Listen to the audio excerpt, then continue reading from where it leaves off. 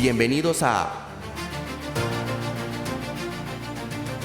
Voz y Política con Khaled Barquero, la nueva forma de hacer periodismo.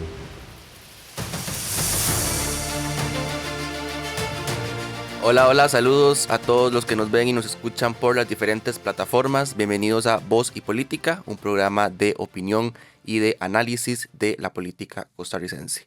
Nos encontramos grabando desde la Universidad Internacional de las Américas. Hoy no vamos a tocar un tema meramente de política electoral como los que hemos conversado en temas anteriores. Sin embargo, sí es un tema sumamente interesante y que para solucionarlo requiere de acciones políticas. Hoy vamos a conversar del estado de la seguridad de nuestro país y para eso nos acompaña Tania Molina. Ella es escritora, es criminóloga, es diplomada en investigación criminal y seguridad organizacional, es bachiller en Derecho y es consultora en seguridad y en criminología. Doña Tania, muchas gracias por aceptar la invitación y estar con nosotros acá en Voz y Política. No, gracias a vos, muchas gracias por el espacio. Perfecto. Entremos en materia. Bueno, yo creo, doña Tania, que para nadie es un secreto que ahorita el país está viviendo momentos sumamente críticos en cuanto a temas de seguridad. Revisando las cifras, precisamente entrando en el tema de homicidios, ¿verdad? Que creo que es siempre como lo más alarmante cuando hablamos de seguridad, el tema de homicidios.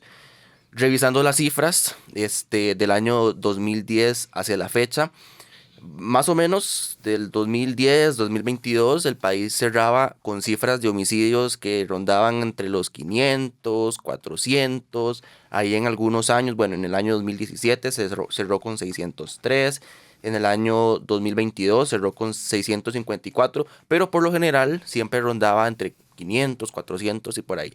Sin embargo, en el año 2023 es increíble el aumento tan acelerado que ocurrió en el tema de los homicidios y el año 2023 cerró con 907, una cifra histórica y hasta el momento, hasta hoy, la más alta que ha tenido el país en toda la historia. Y el año pasado cerró muy parecido, hubo una reducción significativa, cerró con 880, sin embargo se posiciona como el segundo año con mayores homicidios en el país. Y bueno, a lo que llevamos hasta cerrado el mes de febrero de este año, ya el país tenía 146 homicidios.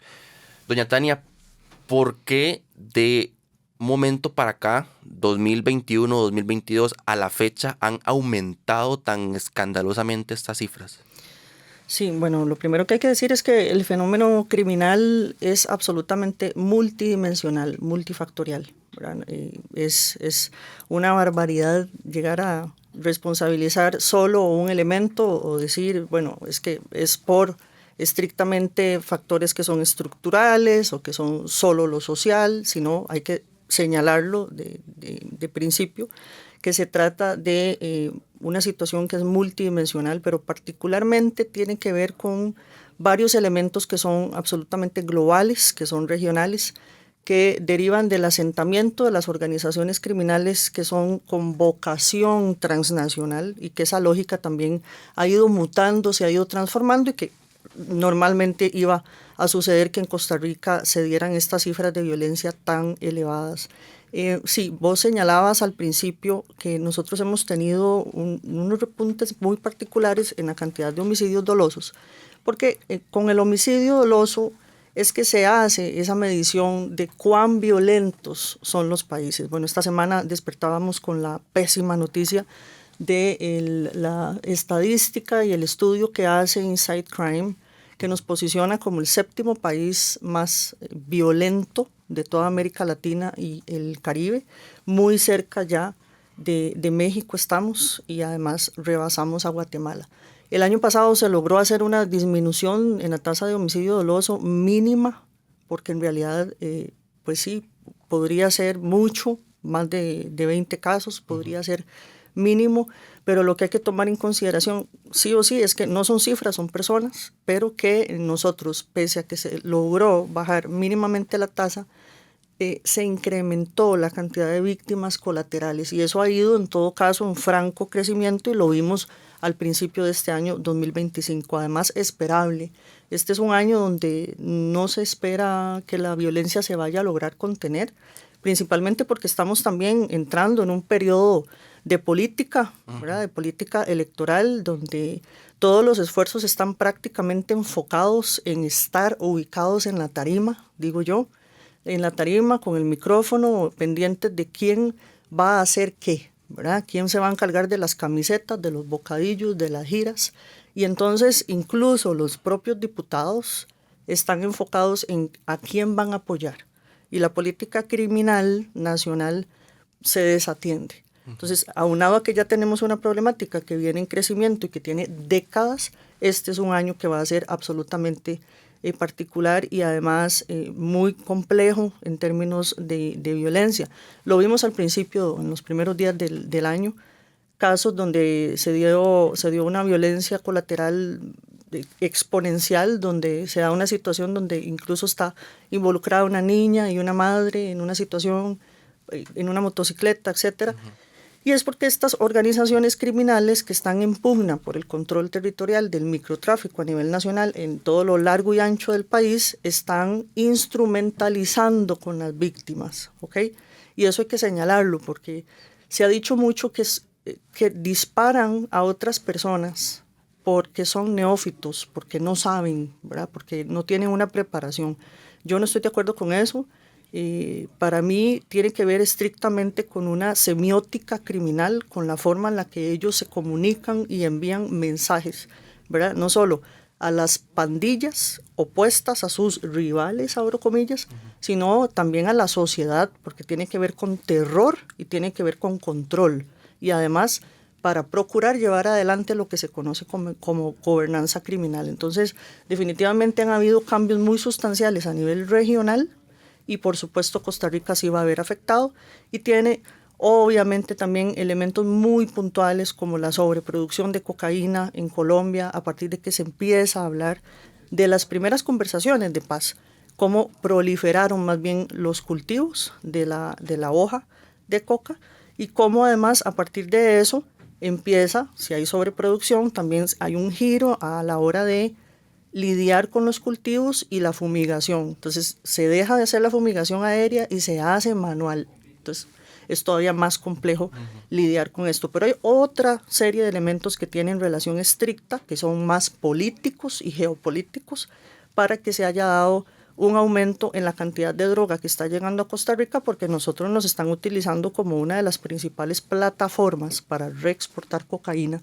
Y entonces obviamente todo esto implica esta gran estela de sangre y todo este derramamiento que hay y una violencia que está absolutamente exacerbada por ese control, porque además ellos están en el asentamiento en esa etapa y están franquiciando esas grandes organizaciones criminales en Colombia y en México, sirviéndose de la mano de obra costarricense. Y por eso hemos visto tanto en el tejido social todos los días, que además ya está absolutamente normalizado, que eso es una de las cosas más peligrosas en las que se puede entrar en un país, que es la normalización de la violencia. Y sí, y es definitivamente porque van asentándose y en ese asentamiento hay se imprime mucha violencia en contra de las pandillas para ir capturando todas estas plazas, porque es un negocio absolutamente redituable que además hace parte del PIB de Costa Rica y hace parte del PIB mundial.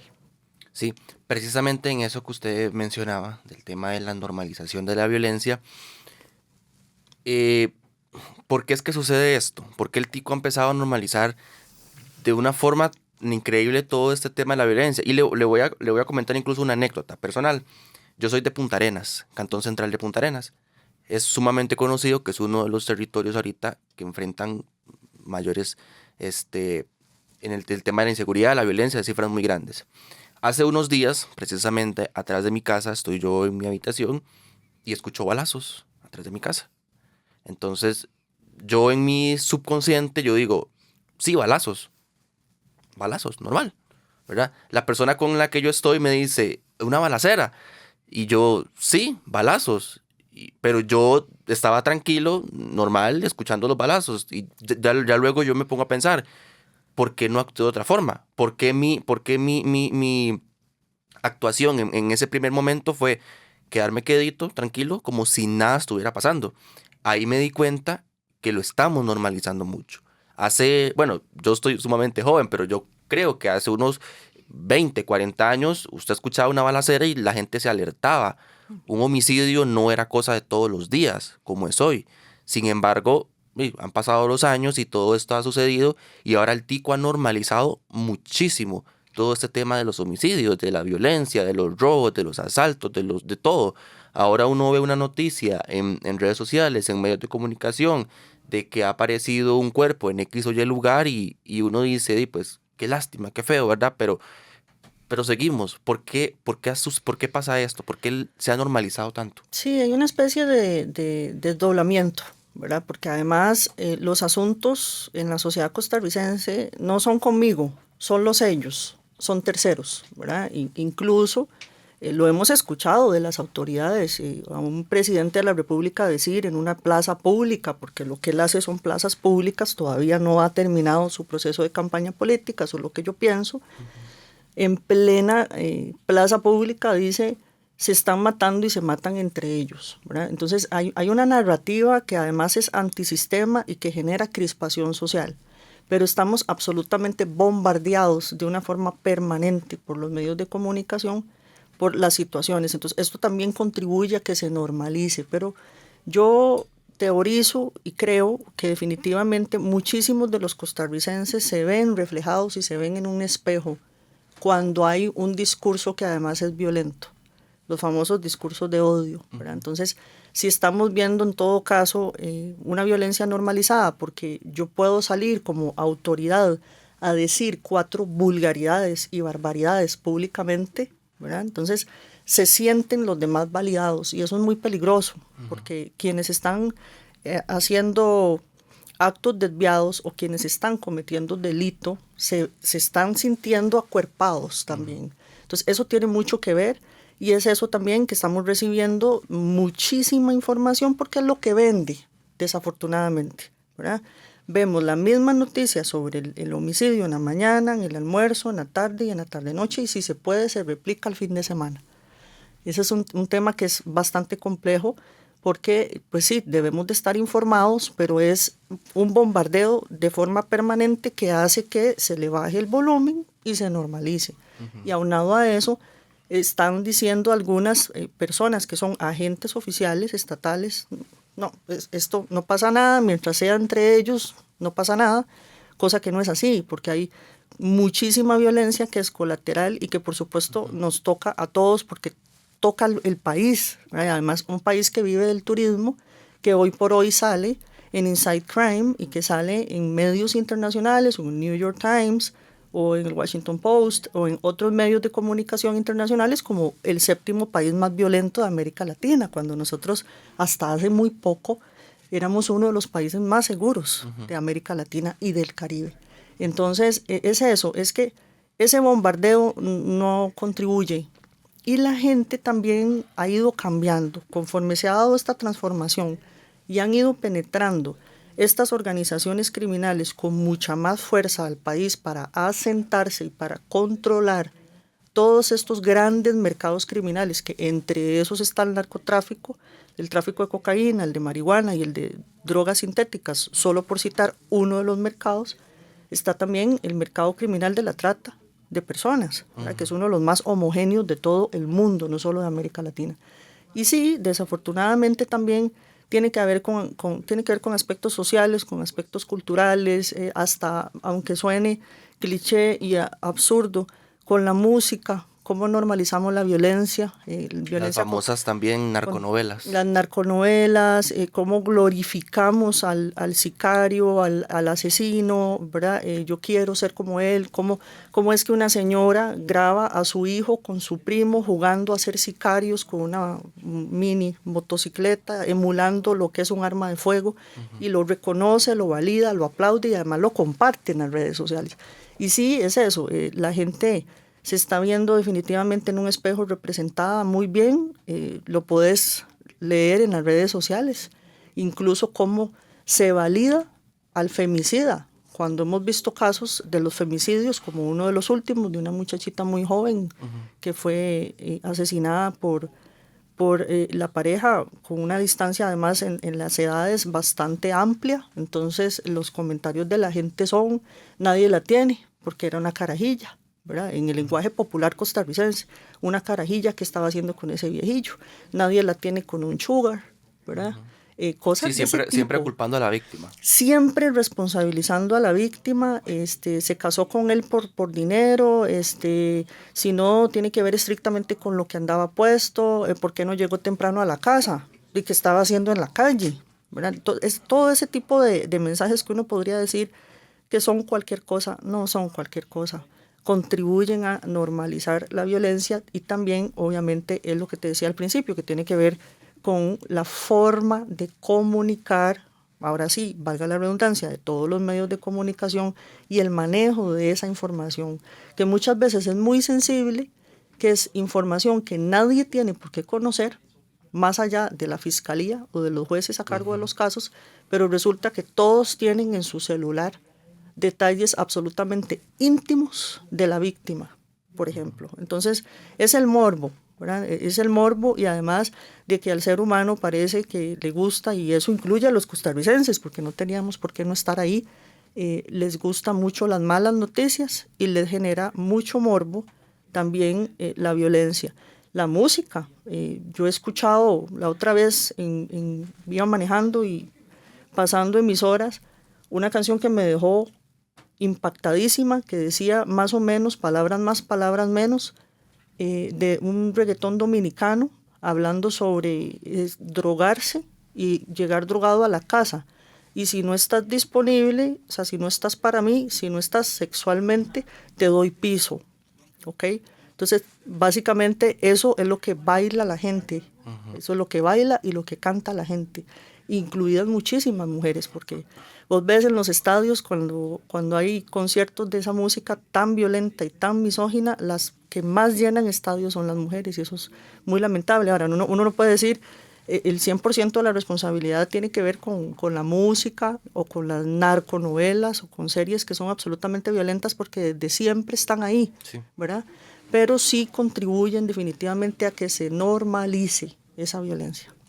Es posible que en el corto, en el mediano o incluso a largo plazo el país caiga en una situación de ya incontrolable. O sea, bueno, tal vez sonaría exagerado ahorita, ¿verdad? Pero en un narcoestado, en una situación como la que vivió en su momento y que todavía por ahí está recuperándose Ecuador, ¿verdad? Una situación ya se sale de las manos. Es posible que el país caiga en un proceso de tiempo en una situación así. Sí, absolutamente, ¿no? Y Ecuador, perdóname, pero no se están recuperando. Ecuador sale en Inside Crime este año, en el estudio que se hace, eso es un think tank, salen en el primerísimo lugar, cuando era uno de los países también más seguros de Latinoamérica y que mucho tiempo estuvo ajeno a la conflictividad que había al lado suyo en Colombia, con FARC, con ELN, con las GAO, las BACRIM y otro tipo de criminalidad organizada, estaban ahí y estaban seguros. Y además con un sendero luminoso absolutamente al lado con Perú. Y era un poco lo que le pasaba a Costa Rica, ¿verdad? Costa Rica siempre con una tasa no solo de homicidios, sino de criminalidad general, criminalidad real, que es lo que se denuncia, porque hay una gran y gigante cifra negra que por miedo y por desconfianza a las autoridades, por supuesto, no la conocemos. Pero Costa Rica estuvo de alguna forma siempre protegido a pesar de los conflictos que se dieron en Centroamérica, ¿verdad? Y entonces sí, es muy posible que este país pueda llegar a manejar cifras absolutamente descontroladas. En todo caso, ya lo estamos viendo. Sí. Aquí se están dando situaciones tremendas. Un Ecuador creció absolutamente exponencial en cuestión de 6 años, un 800% en la tasa de homicidio. Y hoy por hoy en el primer lugar, cuando sí tenía mucho tiempo de ser México, de ser Colombia, hoy Costa Rica también se enfrenta a unos grandes desafíos. Yo no estoy viendo en el corto plazo soluciones, no creo que se vayan a dar particularmente este año, porque por lo mismo, por lo que decíamos al principio, esto es un año electoral de campaña donde todo Sí, el donde mundo está... la cuestión mediática se centra en el proceso electoral y se olvida de todo lo que pues, vive el país, ¿verdad? Todos los demás. Sí, no solo sí, la cuestión mediática, pero los políticos como tal. Ahora, también muchos van a capitalizar. Ese va a ser el tema de campaña, ¿verdad? Ya uno los escucha, yo los escucho en podcasts, en entrevistas, hablando sobre lo que están por proponerle al país y es puro populismo y lo que la gente quiere escuchar, porque saben además, la gran mayoría, que la gente vota por emoción, ¿verdad? Que están votando por emoción y están votando por un personaje, pero la mayoría no están pensando en un país, no están visionando una política criminal de Estado para el mediano y el largo plazo, que ese es otro gran problema, que son políticas que se desarrollan, que se gestan para 4 años, en el mejor de los casos. Pero si en el cuarto año se entra en ese proceso electoral, ¿cuánto realmente están trabajando los gobiernos de turno por la promoción de la paz, por la justicia y por disminuir las tasas de criminalidad en general? Es muy poco, 3 años. Y si aunado a eso tenés 3 años donde un gobierno lo que ha estado haciendo es polemizando, discutiendo, gritando, escupiendo micrófonos, ¿verdad? Entonces, hay, por eso digo que un ambiente demasiado crispado que está favoreciendo, porque además las organizaciones criminales y el delincuente, la delincuencia común, se favorece de ese tipo de escenarios donde están enfocados en política, porque ellos ven noticias, ellos leen periódicos, escuchan podcasts y dan seguimiento absolutamente a todo. Entonces están absolutamente enterados de que hay mucha gente cada vez más dispuesta a recibir dineros en bolsas sin preguntar de dónde viene. O sea, ese dinero con el que se van a comprar esas camisetas para la campaña, nadie pregunta, ¿verdad? Entonces, también es lamentable, pero muy normalizado que se blanqueen muchos capitales en los procesos electorales. Sí. ¿Cuál es la labor, o más bien, cree usted que la labor que han realizado los distintos poderes para tratar de resolver este tema ha funcionado de verdad? O sea, vamos a ver, por lo general, bueno, ya la semana pasada, el presidente del Congreso convocó a una reunión a los distintos poderes, al presidente de la República, que al final no llegó, al director del OIJ y demás, en una mesa de trabajo para buscar soluciones para este tema. Pero son verdaderamente palpables los resultados que puedan salir de ahí. El problema se ataca por medio de proyectos de ley, por medio de control territorial, que en este caso ya le correspondería al gobierno, al Ministerio de Seguridad. ¿Cómo funciona este tema? Sí, bueno, eso es de amplísimo análisis. No es únicamente con proyectos de ley o con leyes, ¿verdad? Porque eso era algo que hablaba ahora en la mañana con un periodista sobre cuáles deberían de ser entonces las verdaderas soluciones. Es que tiene que ser absolutamente integral. Ahora, no es que no contribuye, por supuesto, porque la Asamblea Legislativa tiene una gran responsabilidad en cuanto a lo que reforma y a lo que promueve para que se convierta en ley. Pero si usted los ve, si usted realmente entra en el detalle de cuáles son los proyectos que se han desarrollado y que se convirtieron en ley, o bien, porque además no puede ser que sean nada más una fábrica de leyes, tienen que tener un fundamento y además que realmente vayan a generar un impacto. Pero si te pones a revisar con lupa, hay proyectos que tienen que ver con cosas que, lo que decimos popularmente, los proyectos chayote, ¿verdad? Que cero impacto van a generar en el tejido social o van a favorecer el desarrollo humano que está tan bajo en muchísimos de los distritos que además están más criminalizados, ¿verdad? Porque además lo hemos visto, según el Estado de la Nación del 2024, ahí se detalla muy puntualmente y además yo lo puse, lo coloqué en el libro, en este libro, Futuro Secuestrado, que es un análisis sobre la inseguridad en Costa Rica, todos estos datos del Estado de la Nación, donde realmente no es criminalizar la pobreza, pero sí hay una relación demostrada científicamente en este país de que definitivamente donde falta más desarrollo humano hay más incautaciones y hay más operativos. Entonces quiere decir que definitivamente hay que ir con desarrollo a todos esos distritos y a todas esas zonas. Es lo que normalmente se conoce y que ahora se escucha muchísimo como la costa y la rica, ¿verdad? Que se habla muchísimo de nuestras costas y se habla muchísimo de provincias como Punta Arenas, por ejemplo, ¿verdad? La situación que está pasando en Limón, la violencia desbordada, que tiene una relación prácticamente muy estricta con la reexportación de la cocaína y obviamente cómo todas estas organizaciones que están en Limón recibiendo órdenes de mafias que son extracontinentales, ni siquiera latinoamericanas, ¿verdad? Ahí tenés mafia italiana, albanesa, turca, que esos son los que realmente controlan el asunto y que son los destinos finales, porque el destino final no es Estados Unidos. Hoy Estados Unidos, desde hace 7 a 5 años, consume mucho menos cocaína y consume mucho más opiáceos. Por eso hay una gran crisis ahí. El consumo de fentanilo, el consumo de nitazenos, el consumo de metanfetaminas, todas las drogas sintéticas, que también se puede decir con mucha franqueza que definitivamente el Big Pharma ha tenido mucho que ver creando esta crisis de opiáceos, porque son medicamentos. El fentanilo nació como un medicamento, pero las organizaciones criminales luego y los cárteles mexicanos y las mafias vieron en este medicamento pues una gran oportunidad.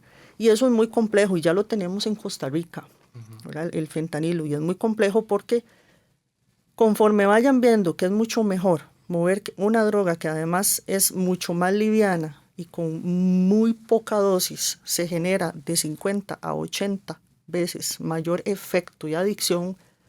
Entonces, cuando eso esté aquí, ya de lleno, eso va a ser un gran problema. Y otro de los grandes problemas es que el costarricense, yo me topo mucho con que la gente está absolutamente como en otro nivel, como en otra dimensión, ¿verdad? Como no es con nosotros. Eso está pasando, pero definitivamente, por eso siempre digo, hay un desdoblamiento. A mí no me corresponde, eso no es culpa mía, ¿verdad? O si yo no estoy delinquiendo y si ellos están matándose, bueno, o cosas que uno ha leído en los medios, en las redes sociales, uno menos, ¿verdad? Un ángel más nos cuida y la gente hace bromas de Sí, eso claro. y hacen chistes y entonces se entra en esa gran normalización, ¿verdad? Y yo veo una escena que últimamente lo pongo mucho como ejemplo y soy muy pragmática porque es muy duro, pero hay que decirlo. Una escena como estas últimas de este muchacho que acribillaron en un autobús.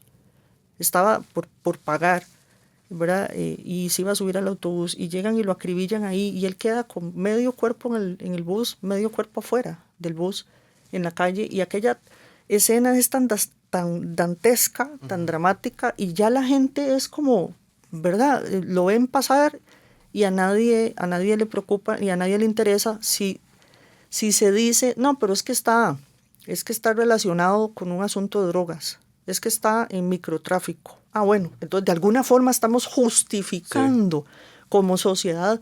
Ah, bueno, pero y lo pone la gente en las redes sociales. Ah, bueno, pero en alguito andaba, ¿verdad? Por algo fue, ese por algo fue. Entonces el muchachito de 21 años se está desangrando en el autobús como si fuese ganado y la gente al mismo tiempo está justificando, sí, pero es que andaba en una pandilla o tenía una relación con X o con Y. Entonces, ve el gran problema, que definitivamente la violencia entonces se expande en todo el tejido social porque si estamos justificando eso, de alguna forma nosotros también contribuimos para que la violencia se expanda. La normalizamos, se expande. Y ahí tenemos responsabilidad todos.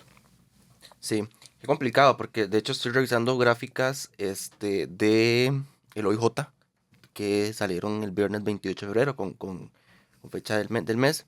Y sí, la edad de las víctimas, en su mayoría, la cifra más alta es de edades entre los 18 y los 29 años. Por ejemplo, en el año 2024, igual al 28 de febrero, las 65 víctimas eran entre los 18 y 29 años. A hoy, de las 146, 56 rondan en esa edad, con fecha de este viernes 28 de febrero. Doña Tania, ya para ir un poco aterrizando, conversemos ahora un poco más, ya andando un poco más en el tema de Insight, ¿verdad? Lo que ellos sacan. Costa Rica muy arriba y muy cerca de México. Eso es preocupante, ¿verdad? Porque uno decía México y uno pues sí sabe que está en una situación complicada de hace muchos años, el narcotráfico, el crimen organizado y demás, pero estamos muy cerca de México. México, la tasa de homicidio dice que es 19.3, Costa Rica 16.6, o sea, es 2 punto y algo por ciento, o sea, no es mucha la diferencia. ¿Cuánto puede afectar esto la imagen del país a nivel internacional, a nivel de turismo, a nivel de política exterior? ¿Cómo influye esto? Muchísimo, y si tomas en consideración también los casos que se están dando, como el que salía ayer casualmente en las noticias, sobre hace unos días asesinaron a un extranjero, si no me equivoco, francés, y ingresaron a su casa y lo mataron, ¿verdad? Entonces esas noticias le dan vuelta al mundo. Y no solo eso, porque él es extranjero, igual, todo lo que a este país le ha estado pasando en términos generales, sobre todo los mercados criminales, porque yo vuelvo, no se trata solo, que ese es el epítome de la violencia, el homicidio doloso, se trata de que en este país se habla muy poco del blanqueo de capitales, de la trata y el tráfico de seres humanos, de cómo se extrae madera, ¿verdad? De cómo también se mueve muchísimo el contrabando, que de cada 10 cigarrillos, 8 son contrabando, el contrabando que hay acá de alcohol, y que todo eso tiene una relación porque es convergencia criminal. Pues hay que hablar más de lo que a nosotros nos está pasando sin caer. Me decía hoy en la mañana el periodista, bueno, me dejas absolutamente preocupado y triste. Entonces yo le decía, bueno, yo soy criminóloga, a mí no me toca hacerle campaña al país en términos de, no trabajo en turismo, ¿verdad? Entonces, cuando uno analiza los índices de violencia, ¿por qué es que estamos ahí? ¿Por qué llegamos hasta ahí? Es que definitivamente la sociedad costarricense cambió, pero no son solo las organizaciones criminales, es también el costarricense. Es que cada vez más gente está dispuesta a comprar lo que es robado, a recibir dineros sin preguntar de dónde viene ese dinero, ¿verdad? A participar en el blanqueo de capitales, a entrar en redes donde se presta dinero gota a gota que tiene estricta relación con N cantidad de mercados criminales. Entonces, es un todo, no son solo ellos, somos como una sociedad todos responsables de qué es lo que estamos haciendo. Los productos falsificados, la ropa falsificada, todo lo que evadir impuestos. Entonces, si el costarricense está viendo a ver cómo hace para puentear la electricidad, ponerle un puente a la electricidad para robar, eso es robar, ¿verdad? Entonces, por eso te digo La que piratería. todo, la piratería, si se puede evadir, se evade, desde que usted está metiéndose a hacer un tercer, cuarto carril donde no corresponde, es que son muchas cosas que son conductas desviadas que nos convierten a nosotros en una sociedad más desordenada, más violenta, más criminalizada, y por ende también pues puede haber un perjuicio a nivel internacional, porque entre más crezca la violencia, por supuesto nosotros vamos a dejar de ser atractivos, porque hay otra cosa que es muy preocupante. Este es un país muy caro, súper caro. ¿Y por qué operan aquí multinacionales? Porque se les favorece y porque se supone que es un país que cada vez es menos, es un país seguro, un Estado de Derecho sólido, con una democracia de las más sólidas, ¿verdad? Que siempre nos hemos jactado de que nosotros tenemos una democracia y un Estado de Derecho muy sólido, y todas estas cosas facilitan que definitivamente vengan las multinacionales y se queden. Pero si tenemos un país que está asesinando a un norteamericano hace unos días, lo acribillaron en Jacó, y hace unos días a un francés, si ya el turismo está peligrando, ¿verdad? Y además está viendo que, como hace unos días en Atillo, a un muchacho por acribillarlo, mataron a una señora que venía de la iglesia caminando, las víctimas colaterales de la violencia. Y esas son las víctimas colaterales mortales. Súmele todas las víctimas colaterales por traumas psicológicos, los niños que están quedando huérfanos porque su padre les asesinó a su madre. Entonces, son muchos elementos, muchas aristas, y realmente, y usted me decía al principio, qué posibilidad hay de que este país se convierta en un Ecuador. Todo, todo.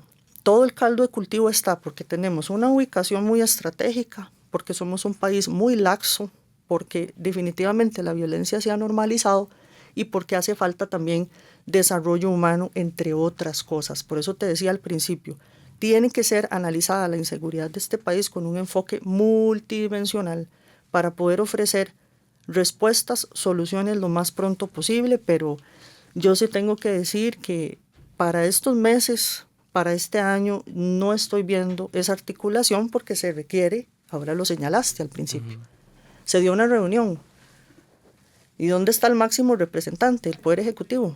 No, no voy a ir, ¿verdad? Entonces, esas pugnas, esos gritos y todo eso, nada de lo que está pasando entre los poderes de la República contribuye para que nosotros podamos solucionar todo lo que nos está pasando, porque también se trata de entrar ahí en un juego de obstaculizar todo, ¿verdad? Entonces, la Asamblea Legislativa, lo que venga y lo que emane del Poder Ejecutivo, voy a bloquearlo. Poder Ejecutivo no manda nada que valga la pena tampoco. Entonces, tienen que devolvérselo. Y es un juego, un estira y encoge donde estamos absolutamente todos nosotros, que somos los que estamos en medio, además del fuego cruzado. Sí. Doña Tania, para ir finalizando, coméntenos un poco de su libro, Futuro Secuestrado, de qué trata, dónde lo pueden conseguir las personas, a qué precio, demás. Gracias. Importante. Sí, gracias por la oportunidad. El libro lo voy a presentar con dos analistas, colegas a los que respeto y quiero muchísimo, miércoles 12 de marzo a las 7 en el Club Unión. Ahí lo voy a estar presentando, El Futuro Secuestrado. Es un libro que se divide en 3 partes, que es la Costa Rica que nosotros fundamos, todos los hitos históricos, ¿verdad? Que nos hicieron hoy por hoy tener esa identidad, que ha sido además histórico, que tiene que ver con la abolición de la pena de muerte, la abolición del ejército y que además obviamente también marcó una pauta para llevar hacia adelante toda la estrategia de seguridad nacional. La Costa Rica que tenemos, que es delincuencia organizada como un fenómeno transnacional, ahí hablo sobre el dinero ilegal en la economía nacional, la transformación delictual en América Latina, el nuevo significado de la cárcel, como para ellos hoy por hoy, que además nacen muchas organizaciones dentro de las cárceles, la cárcel para ellos es el equivalente al útero, es volver al vientre, y eso está acá en el libro, bien explicado. La convergencia criminal, las olas migratorias irregulares, el tráfico de armas en América Latina, la narrativa antisistema y la crispación social que contribuyen para que estas estructuras se fortalezcan, y se cierra en este libro con una propuesta que es la Costa Rica que soñamos, es la ruptura de paradigmas para un abordaje integral de la seguridad como una seguridad de Estado, como una seguridad nacional, como una seguridad humana, poniendo al ser humano en el centro y rompiendo todos estos paradigmas, el punitivo, adultocéntrico, androcéntrico y localista, entre otras cosas. El libro es un libro grandecito, pero hace un recorrido por quiénes somos, ¿verdad? De dónde venimos y algunas respuestas para que se pueda trazar política pública de seguridad humana.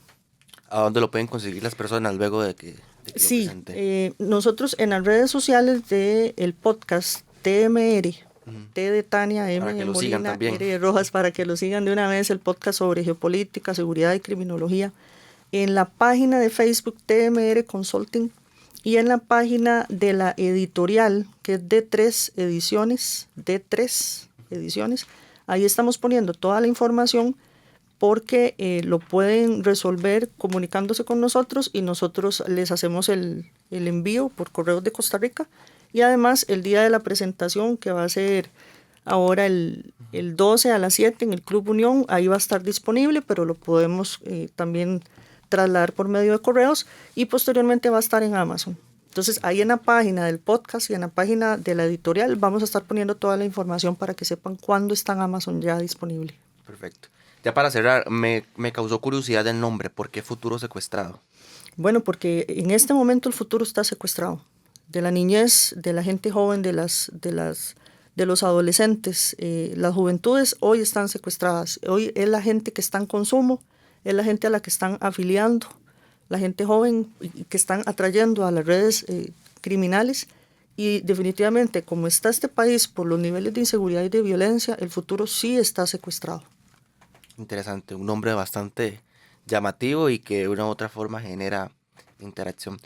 Doña Tania, bueno, muchísimas gracias, ¿verdad? Por Mucho sacar gusto. el espacio y venir a acompañarnos acá a Voz y Política. Le doy aquí el último espacio para que se despida de nuestros oyentes. Sí, no, muchas gracias por la oportunidad en este excelente espacio que estás llevando adelante, muy interesante. He estado ahí, soy tu fan, Muchas gracias. siguiéndolo y a todos los que nos acompañaron, muchas gracias. Y pueden ir a seguir también la página para que se den cuenta en qué momento tenemos el libro disponible, Futuro Secuestrado. Gracias a vos y a tu Perfecto, equipo. perfecto, muchas gracias. Ustedes también, gracias por acompañarnos hoy. Recuerden que pueden ver y escuchar este podcast, los anteriores y los siguientes en todas nuestras plataformas, en Facebook, en YouTube y en Spotify. Gracias por acompañarnos y nos vemos y nos escuchamos la próxima semana. Chao. Gracias por escuchar Voz y Política con Caled Barquero, la nueva forma de hacer periodismo.